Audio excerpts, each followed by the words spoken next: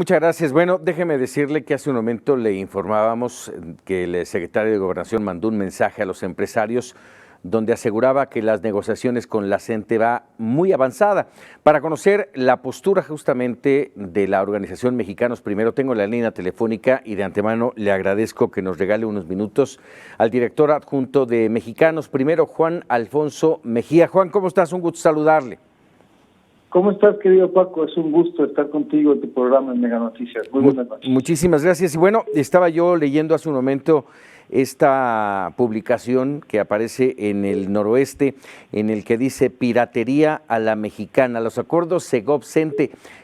De entrada, ¿nos podrías platicar qué dices aquí? ¿Qué es lo que mencionas en este texto? Bueno, piratería viene de un concepto muy claro que tiene que ver con lo que es saqueo organizado. Así el saqueo organizado en ultramar pues es tan viejo como la propia historia de los navíos. Y entonces lo traemos a colación justo a esta coyuntura, porque lo que nos hemos encontrado es acuerdos ilegales que traspasan cualquier ley, cualquier constitución, y parecería que de manera organizada estuvieran violentando el orden democrático que un país se ha dado, y que estaría saqueándolo como si fuera un botín. Y ninguna autoridad puede asumir que el Estado, las instituciones forman parte de un botín. Y en este sentido, el Poder Judicial, el pasado 14 de julio, Paco, dijo de manera específica que los acuerdos entre la Secretaría de Gobernación y la CENTE y sus distintas expresiones, como la sección 22, los acuerdos que han suscrito desde 1992 a 2013, 2014 y 2015, son ilegales. Y los considera ilegales porque están violentando la Constitución, porque están violentando las leyes secundarias, y llama de manera específica a que no haya ninguna excepcionalidad dentro del marco del Estado de Derecho en la República Mexicana. Y es, insisto, el propio Poder Judicial quien así lo determinó el pasado 14 de julio. Mira, ya ante esto que nos estás comentando, Juan Alfonso, y ante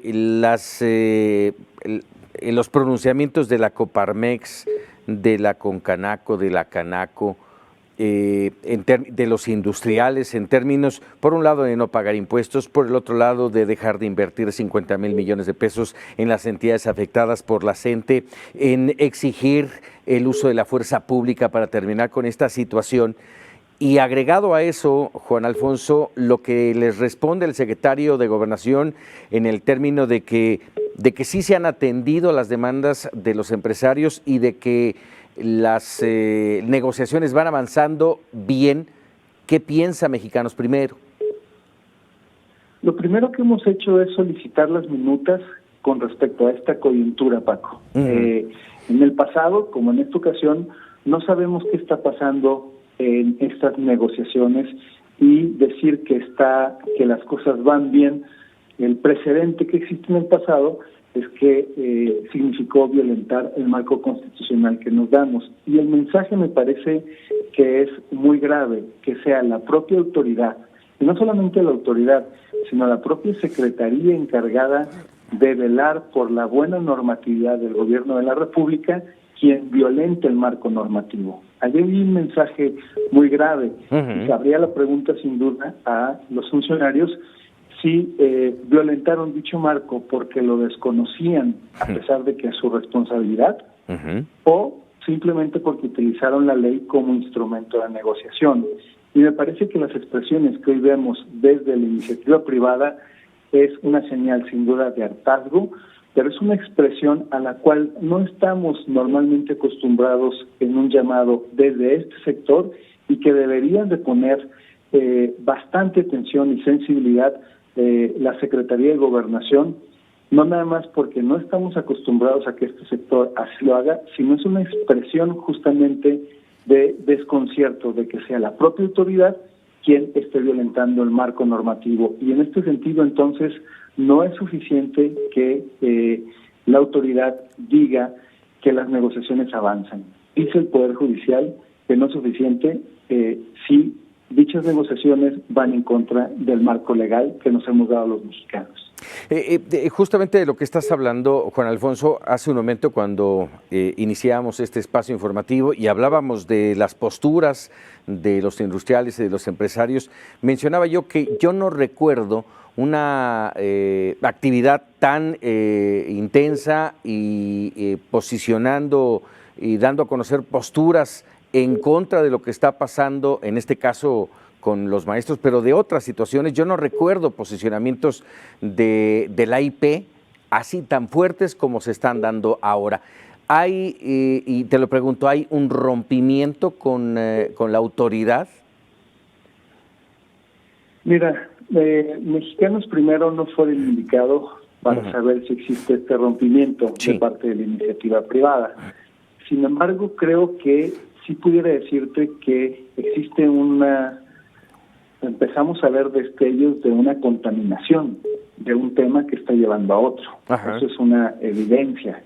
Y me parece que cuando hablamos, cada vez que se habla de respetar el proyecto de transformación educativa y de no violentarlo, no solamente es una posición que pudiera ser catalogada por algunos de legaloide, Paco, auditorio. Sí. No, lo que está en juego es el camino que los mexicanos nos hemos dado para una convivencia. Y cuando modificamos un artículo constitucional, tiene que contar con el 66% de ambas cámaras en el Poder Legislativo, tiene que contar con modificación a las leyes secundarias y tiene que contar con la mayoría en los congresos locales. Y eso habla de una forma, de un procedimiento que nos hemos dado los mexicanos para tomar las decisiones.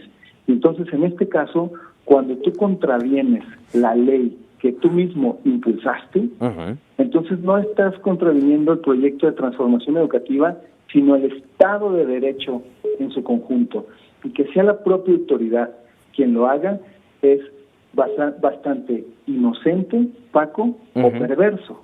Sí. Cabría la posibilidad de preguntárselos a ellos mismos. Insisto, creo que el llamado de la iniciativa privada en este sentido es un grito que se está dando, pareciera, en el desierto, a no ser que veamos que la autoridad responde, pero siempre respetando el marco legal. Déjame decirte, compartirte contigo, tu auditorio, si existe la oportunidad, qué tipo de violaciones son las que el Poder Judicial dijo, esto no puede ser.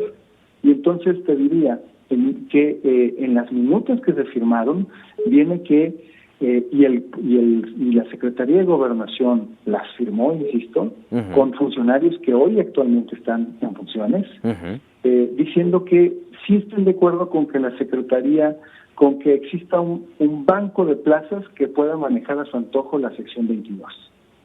Eso quiere decir que no están de acuerdo con los concursos. Sí, que las cosas no han cambiado, ¿no? Así es, que admiten la excepcionalidad dentro del territorio mexicano, lo cual creo que es flagrancia violatoria del derecho. ¿Qué sigue? ¿Qué pasa? ¿Cuál es el siguiente paso que dará Mexicanos Primero? Mira, de manera específica vamos a requerir las minutas, lo estamos haciendo semanalmente. Si vemos que se viola nuevamente el derecho de los niños a aprender a través de las leyes, entonces procederemos a un amparo, como lo hicimos en el pasado, y este amparo existen altas probabilidades de que sea de que la sentencia venga en el mismo sentido y que se declaren nulos los acuerdos por considerar que son ilegales y que nadie puede estar por encima de la ley. Esperaremos a ver qué es lo que dicen dichas minutas, pero como bien lo decías en tu programa, Paco, hemos hecho un llamado también para decir, ¿por qué no transparentan lo que está sucediendo ahí desde hace un mes? ¿Y por qué son a puerta cerrada? Y me parece muy importante que no solamente se diga que se está llegando a acuerdos, sino que dichos acuerdos sean respetuosos del Estado de Derecho. Así es. Juan Alfonso, te agradecemos mucho estos minutos y bueno, por supuesto, seguiremos pendientes de toda esta situación y cómo Mexicanos Primero estará actuando. Muchísimas gracias. Al contrario, muchísimas gracias a ti y a todo tu auditorio. Muchísimas gracias. Buenas noches, Juan Alfonso Mejía, el director adjunto de Mexicanos Primero.